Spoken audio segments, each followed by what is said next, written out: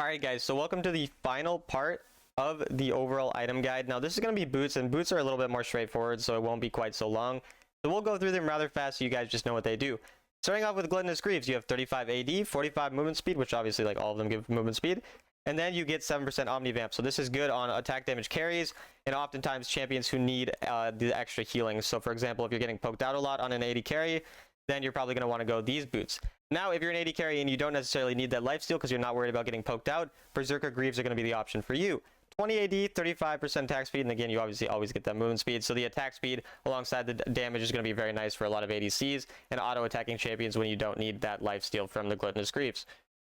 Mercury Treads, the go-to defensive magic resist item for boots. 200 max health, 100% health regen, 35 magic resist, and again, obviously the movement speed. I'll stop mentioning the movement speed. We all know boots give movement speed. So now you also get reducing the magic damage anywhere from 7 to 12% based on the game, like what time of the game we're in. So this is obviously just built on usually almost any champion if you're just worried about magic damage. You can even build this on, an AD carry if you're worried about getting one shot by like an Akali or something, but oftentimes you're going to build it on bruisers and tanks when you're into a lot of AP. Then we have plated steel caps, basically the armor version of Mercury Treads. 150 max health, 100% health regen, 35 armor, again the movement speed, and then you block anywhere from 7 to 10% of physical damage taken. Then you have Ionian Boots of Lucidity. These ones, they're awful, but they do give you 150 max health, 30 ability haste.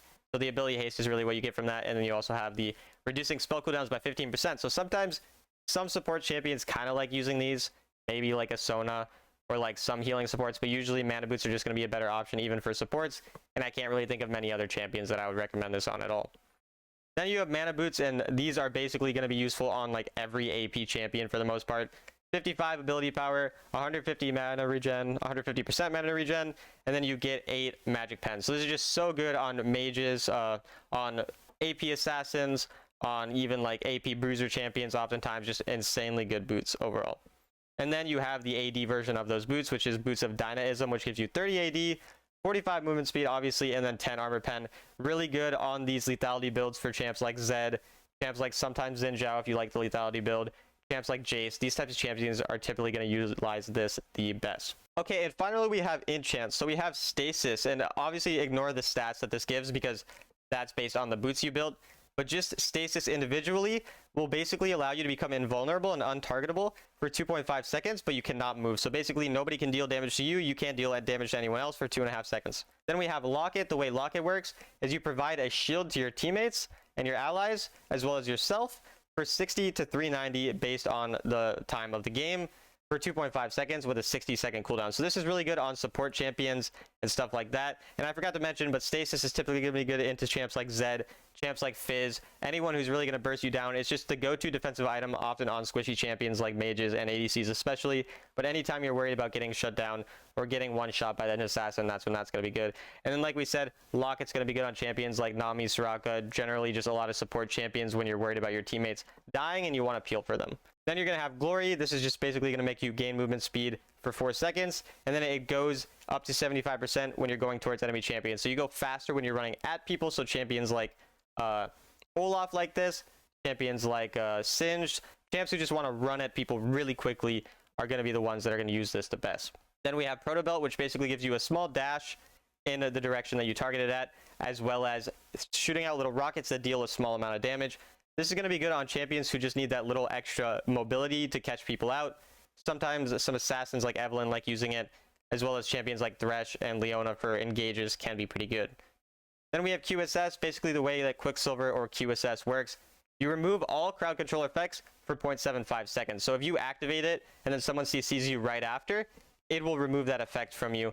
And it's super good, super high skill to use. Basically anytime that the enemy has a lot of CC, especially if you're a squishy champion, grab it. That way, you can't just get Leona ulted and just die, or get Ashe arrow, these types of things. You can stop it very effectively. Then we have Stoneplate, which gives you a big shield, and the shield increases based on how many people you're around. So if you're around 3 or more enemies, the shield becomes massive. It's so good on bruiser champions when you're around 3 or more enemies, or on tanks as well.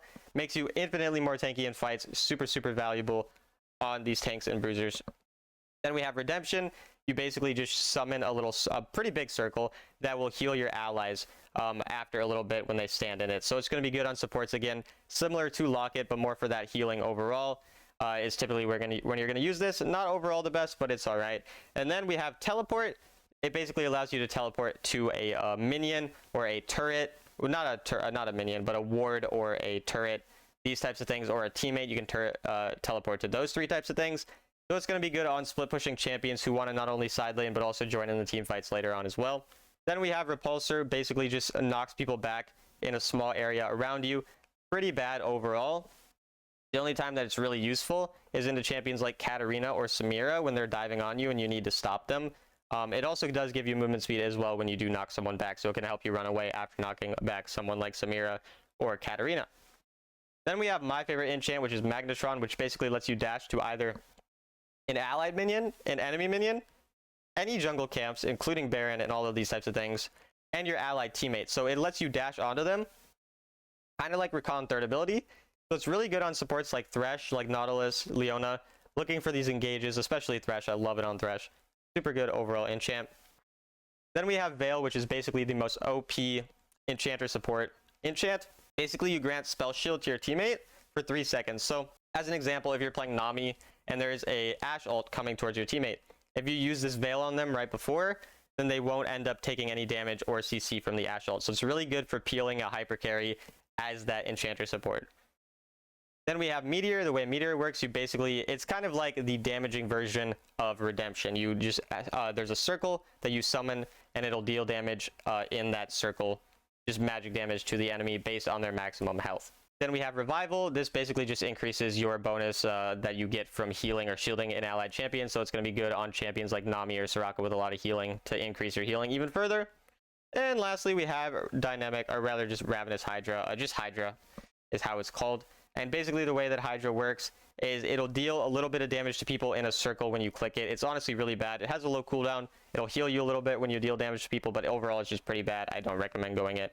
And so I know I went through that really quick, guys, and the reason I did is just because the enchants are pretty straightforward. Just explain them, how they work, whatever, so that you guys can understand a bit how they're overall used. Typically the best enchants are just going to be Stasis, QSS in most scenarios, and then some of these other niche ones that I explained to you guys, when those are used as well. So I hope you guys enjoyed this video. I know it's a shorter one because we just went over the enchants. I hope you guys enjoyed the 4-part item guide as a whole, and I'll see you guys in the next video.